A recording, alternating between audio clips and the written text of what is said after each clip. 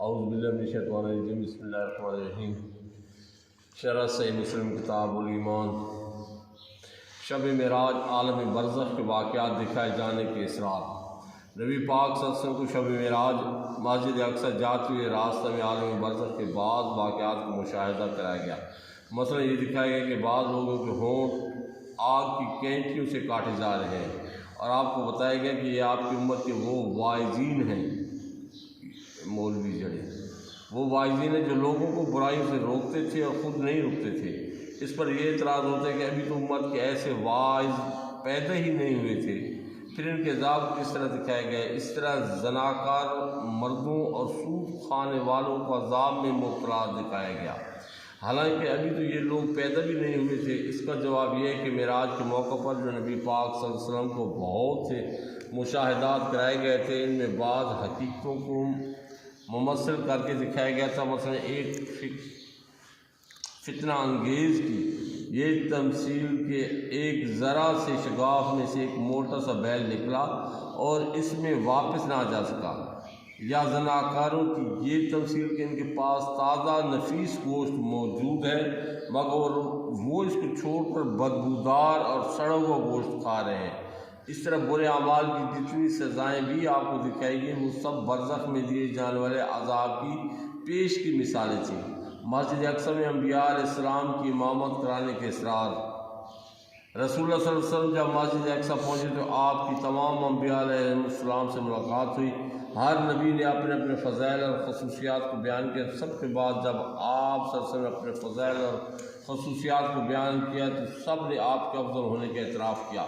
پھر آپ تمام انبیاء علیہ السلام کے امام ہوئے اور سب نبیوں کو آپ کی ابتدا میں نماز پڑھنے کے شرف حاصل ہوا۔ ایک سوال یہ کیا جاتا ہے کہ نبی پاک صلی اللہ علیہ وسلم کو آسمانوں اور عرش پر بلانا تھا تو اللہ تعالیٰ آپ کو براہ راست سیدھا آسمانوں پر لے جاتا، مسجد اقصی سے گھما کر کیوں لے گیا؟ اس سوال کے متعدد جوابات ہیں۔ نمبر ایک، اگر نبی پاک صلی اللہ علیہ وسلم شب معراج مسجد اقصی نہ جاتے تو کفار پر آپ کی صداقت کی دلیل مہیا نہ ہوتی، کیونکہ آسمانوں کی نشانیاں کفار کی دیکھی ہوئی نہیں تھی، وہ آپ کے دعویٰ کی تصدیق کس طرح کرتے؟ اس کے برعکس مسجد اقصی کفار کی دیکھی ہوئی تھی۔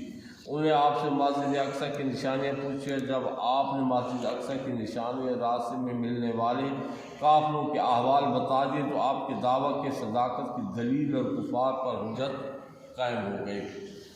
اللہ تعالیٰ کا ارشاد مبارک ہے سورہ انعام آیت نمبر 90، یہ انبیاء سابقین وہ لوگ ہیں جن کو اللہ نے ہدایت دی سو آپ بھی ان کے طریقہ پر چلیں، اور انبیاء سابقین نے مسجد اقصی میں نماز پڑھی ہے تو آپ سے بھی مسجد اقصی میں نماز پڑھوائی تاکہ آپ کی ذات مقدسہ میں بھی یہ وصف مہیا ہو جائے۔ نمبر 3، آپ کے مرتبہ اور آپ کی شان کو ظاہر کرنا تھا، کیونکہ تمام سابق نبیوں نے مسجد اقصی میں نماز پڑھی لیکن ان کو ایک نماز پر ایک نماز کا ہی اجر ملتا تھا، اور آپ نے شب معراج مسجد اقصی میں نماز کیا پڑھی، اس میں نماز پڑھنے کا اجر و ثواب 50,000 گنا زائد ہو گیا، اور اب جو وہاں ایک نماز پڑھتا ہے اس کو 50,000 گنا زیادہ اجر ملتا ہے۔ نمبر 4، نبی پاک صلی اللہ علیہ وسلم کا امام الانبیاء ہونا ظاہر کرنا تھا، اور تمام انبیاء پر آپ کی افضلیت ظاہر کرنی تھی کہ بشریت کا انتہائی کمال رکھنے والے سب حضرات پیچھے صف بنایا ہاتھ باندھے کھڑے تھے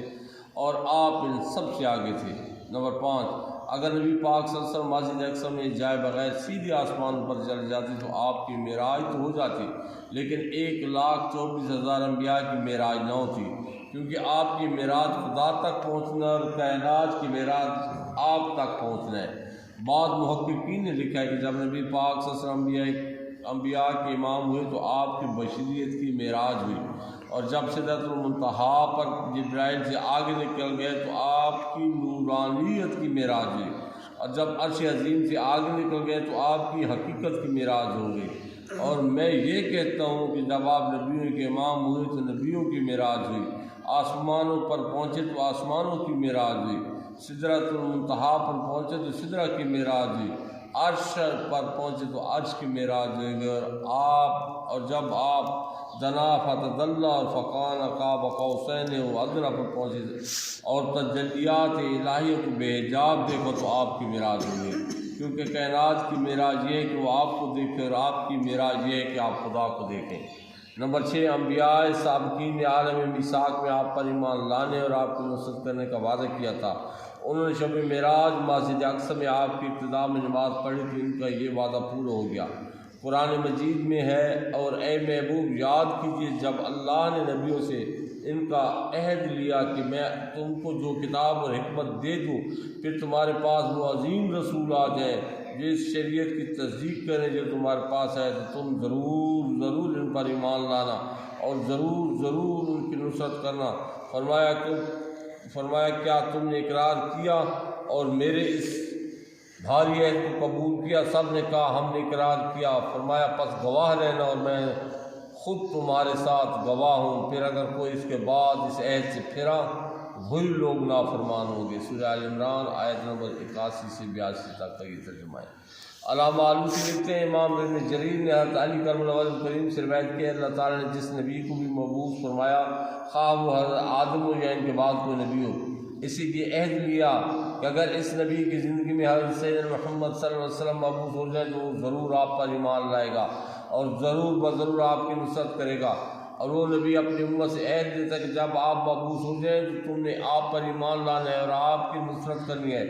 نیز علامہ آلوسی لکھتے ہیں حضرت علی رضی اللہ تعالیٰ عنہ وکرم اللہ وجہ الکریم کی اس روایت کے مطابق عالم میثاق میں تمام انبیاء علیہ السلام سے آپ پر ایمان لانے اور آپ کی نصرت کرنے کا عہد لیا گیا، اور یہ نہیں بتایا گیا کہ نبی پاک صلی اللہ علیہ وسلم کب مبعوث ہوں گے، اور اس میں نبی پاک صلی اللہ علیہ وسلم کی نہایت تعظیم اور بے غایت تکریم ہے، کیونکہ ہر نبی ساری عمر آپ کا انتظار کرتا رہا کہ دیکھیے کب مبعوث ہوتے ہیں اور کب آپ پر ایمان لانے اور آپ کی اطاعت کرنے کی سعادت نصیب ہوتی ہے۔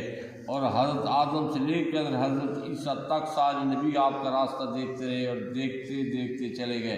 امام ابو یعلا نے حضرت جابر رضی اللہ تعالیٰ سے روایت کی کہ رسول اللہ صلی اللہ علیہ وسلم فرمایا خدا کی قسم اگر حضرت موسیٰ تمہارے زمانے میں زندہ ہوتے تو میری پیروی کے سوا ان کے لیے اور کوئی چارہ کار نہ تھا، اور اس معنی کی مویدہ حدیث بکثرت ہیں، اور اسی وجہ سے عارفین نے یہ کہا ہے کہ حضرت سیدنا محمد صلی اللہ علیہ وسلم ہی بن مطلق رسول حقیقی اور مستقل شارع ہیں، اور آپ کے علاوہ باقی انبیاء علیہ السلام سب آپ کے تابع ہیں۔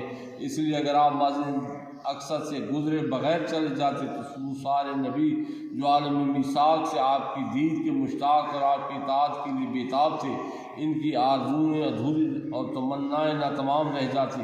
آپ مسجد اقصی میں کیا ہے سارے نبیوں کی مرادیں پوری ہو گئی، اور آپ کی ابتدا میں نماز پڑھ کر سارے انبیاء علیہ السلام شاد کام ہو گئے۔ آسمانوں پر جانے کے اسرار۔ مسجد اقصی میں انبیاء علیہ السلام کی امامت کرانے کے بعد نبی پاک صلی اللہ علیہ وسلم آسمان پر تشریف لے گئے۔ پہلے آسمان پر حضرت آدم، دوسرے پر حضرت یحییٰ اور حضرت عیسیٰ، تیسرے پر حضرت یوسف، چوتھے پر حضرت ادریس، پانچویں پر حضرت ہارون، چھٹے پر حضرت موسیٰ اور ساتویں پر حضرت ابراہیم علیہ السلام سے ملاقاتیں ہوئیں۔ ہر آسمان پر حضرت جبرائیل نے دروازہ کھلوایا، مگر دروازہ نہیں کھلا۔ جب حضرت جبرائیل نے بتایا کہ ان کے ساتھ حضرت سیدنا محمد صلی اللہ علیہ وسلم ہے تو آسمان کا دروازہ کھل گیا۔ سے معلوم ہوا کہ نبی پاک صلی اللہ علیہ وسلم کو عزت و کرامت کی جس مخصوص شاہراہ سے لے جایا جا رہا تھا یہ صرف آپ کے ساتھ خاص تھی۔ جبرائیل نے جب اپنا نام لیا تو آسمان کا دروازہ نہیں کھلا، اور جب نام محمد صلی اللہ علیہ وسلم لیا تو دروازہ کھل گیا، اور یہ واضح ہوگا کہ عزت و کرامت کا کوئی دروازہ آپ کے نام کے بغیر نہیں کھل سکتا۔ اسلام میں داخل ہونے کا دروازہ نام محمد سے کھلتا ہے۔ توبہ کی قبولیت انہی کے در پر آنے سے اور انہی کا نام لینے سے ہوتی ہے۔ قبر میں اجالا اسی نام سے ہوتا ہے۔ شفاعت کا دروازہ بھی نام محمد سے کھلے گا، اور جنت کا دروازہ بھی اسی نام سے کھلے گا۔ وَمَا عَلَيْنَا إِلَّا الْبَلَاغُ الْمُبِينُ۔